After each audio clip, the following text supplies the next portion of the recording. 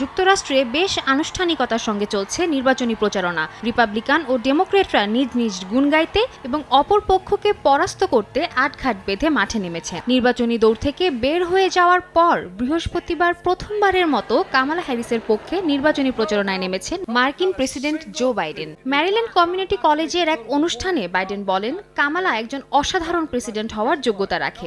একই সাথে বাইডেন কামালার প্রশাসনের পক্ষ থেকে দেশটিতে ঔষধের চড়া মূল্য কমিয়ে আনার চেষ্টা করা হচ্ছে বলেও জানান তিনি। এ সময় বাইডেন বলেন, কোনো রিপাবলিকান এই বিলের পক্ষে ভোট দেয়নি। স্বাস্থ্য খাতে খরচ কমিয়ে আনার যে উদ্যোগ নেওয়া হয়েছে, রিপাবলিকানরা ক্ষমতায় আসলে তা ধূলিসাৎ হয়ে যাবে বলেও দাবি করেন তিনি। অপরদিকে দেশটিতে চলমান মুদ্রাস্ফীতির জন্য বাইডেন ও কামালাকে দায়ী করেছেন ডোনাল্ড ট্রাম্প। এ সময় কামালাকে একজন জঘন্য ভাইস প্রেসিডেন্ট বলেও মন্তব্য করেন তিনি। একই সঙ্গে ইহুদিদের উপর হওয়া নির্যাতনের জন্য বাইডেন প্রশাসন দায়ী বলে দাবি করছেন এই রিপাবলিকান প্রেসিডেন্ট পদপ্রার্থী।